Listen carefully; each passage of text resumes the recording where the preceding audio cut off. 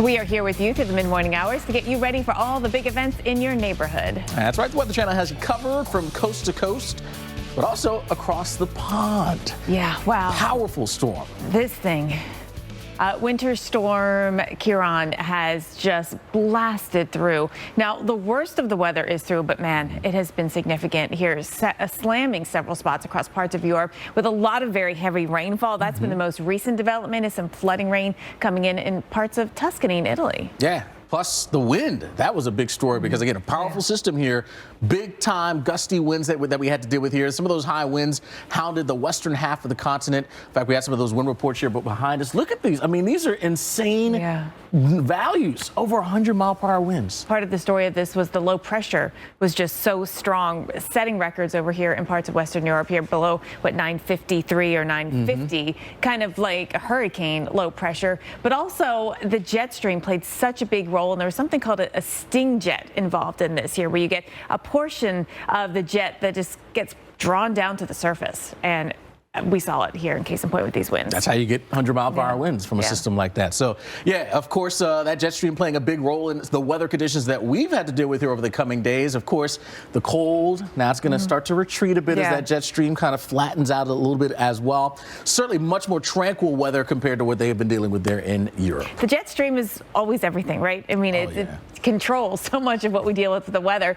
Now, we're going to write a comeback story in today's Big Deal. One short and on Wednesday, and the weekend is looking good, Alex. That's, I think, that's the takeaway in the game. That is absolutely. Yeah, for once. For once, it has been a tough stretch of weekends across a good chunk of the Northeast. All right, well, puddles would be a welcome sight. In the South has been a big talking point. The fact that you haven't had any rain here, it's becoming quite noticeable in your yards. You know, this is the time of year where maybe you need less water on your yards and your plants, but we need a little more than we've had. So going back to the beginning of summer, you can see how the drought has just completely filled in over Texas, Louisiana, Tennessee, really recently coming in with some severe drought here. Can call it a flash drought situation. And then to places like Shreveport, where we have some dryness out there, but down across central and southern Louisiana, it is worse. New Orleans, looking at that exceptional drought, we need the rainfall. This has been a top 10 driest, if not even top 5 driest for many of you season to date, meaning we're talking about September and October. September, October, November, that's the fall season when it comes to record keeping for meteorology. And it's #1 in terms of driest in Knoxville, #3 in Atlanta, Jackson, Mississippi, #3, Tupelo, #2. So you get a sense of what we've been dealing with. Florida, too. We had a very dry fall, and now we're getting into our dry season. So we'll keep an eye on, of course, the drought monitor there. But for now, the concern is, are we going to get some rain? I mean, Texas just last week did get significant rain, too much. It caused flooding in spots. But now, as we look ahead to the next 7 days, there's a little rain in Texas, maybe southeastern Texas, including around Houston and Corpus Christi, maybe a little bit of rain up into middle or east Tennessee. Not a lot coming our way. We're in that time of year, which is not traditionally our wettest time of year. The wettest months of the year in the southeast is in the spring and in the winter. And so, of course, fall, which is the brown, is really not the wettest time of year for almost anyone here. Maybe South Texas, that's about it. But as we get through the next coming month, hopefully we do see a pattern change. We expect it. One of the factors, of course, is El Nino. And as we get into the winter months, maybe we'll see more of an influence on El Nino in our forecast. The trend is to be above average looking ahead to the middle of November here when it comes to the chances for rain. Alex, what about temperatures? Well, those temperatures. Rain, not too much in the way of snow coming on in. A lot of you will be warming up here in the South. More sunshine. Yeah, absolutely. So we got a little taste. It got cold. There's no question about it. It got cold.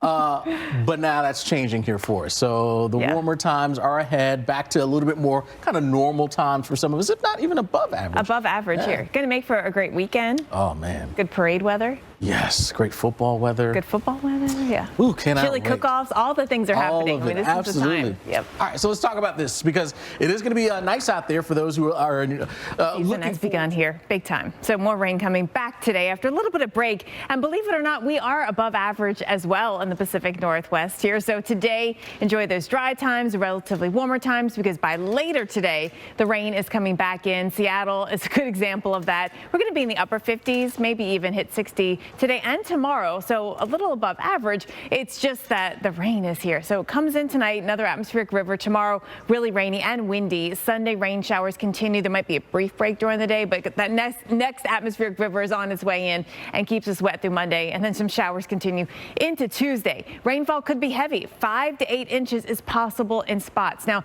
yesterday we saw a pretty widespread area of getting at least 3/4 to an inch of rain with pockets of heavier. And I think with this next one coming in, we'll see the same or if not more. So it's a trio of atmospheric rivers. This is number 2. We're watching this now start to move at least some moisture into the area. Clouds are going to be on the increase. You notice all those isobars that were out there, those white lines? That's going to mean windy conditions. It's a strong low pressure. High wind warnings are up along the coast. Beware of the waves as well. Today is not a bad start to the day. We're partly cloudy right now. Temps are again on the relatively mild side, considering what it could be this time of year. But by later on, here comes the rain, and then another storm comes in on Sunday, and then even into early next week, we keep the showers around with just a very unsettled pattern over the Gulf of Alaska, and that keeps sending disturbances on in. So heavy rain is going to be one concern. Another is perhaps maybe a couple of rumbles of thunder. That's possible, especially getting through the day tomorrow. We've got an atmospheric river set up. Again, 2 more coming our way. It's a moderate one, a category 3 on the atmospheric river scale. Filmmakers, the Pattis brothers from More Than Just Parks. Guys, good to have you always on the show. We love kicking off every month with your suggestions. So our first stop is Theodore Roosevelt National Park in North Dakota. Will, explain how Roosevelt's influence on sort of making a big factor here and into this park. Yeah, well, when it starts to talk about the national park. These tips are so great. Yes. Avoiding the crowds is always very, very key. We're getting inside scoop. We shouldn't be giving away the secrets. Right? Yeah. Thanks to Jim and Will Pattis there from More Than Just Parks for joining us and guiding us on our year-long adventure. Hard to believe that it's almost rain. To each their own, really. Exactly. You don't want too much of the same thing. If you can get some variation in there, you don't want it to be too dry because then you get the drought situation. You don't want it to be too cold too much because then it's too cold. You don't want it hot because it shouldn't be hot at this time. So just some variation in there is key. It's like that old commercial we had on the Weather Channel. How can you appreciate the sun if you don't have the rain, Exactly. Yep. So true. All right, well, all you have to do is head to X Threads as well. You can send us your comments and we will share more of what you have to say as we head on through the show. Well, let's get you into the out there to pitch them to you. That's it.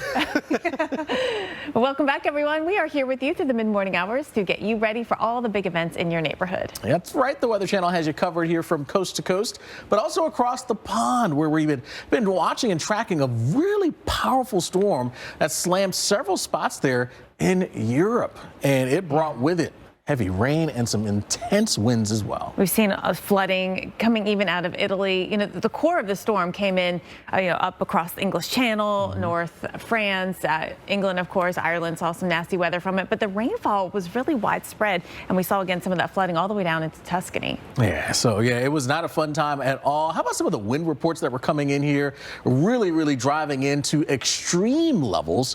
We got a few of them out here behind us here. Some of these big wind reports, northwest parts of France.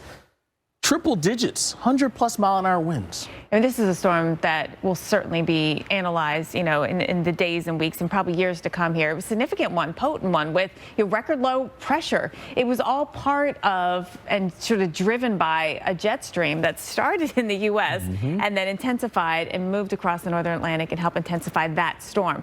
Meanwhile, we go back across the lower 48 and things are looking pretty tranquil by comparison. Yeah, by far. And in fact, going to continue to stay pretty tranquil outside of a few trouble spots we'll be tracking here over the coming days. But overall, it's a pretty quiet pattern. Yeah. Now we're writing a comeback story in today's big deal.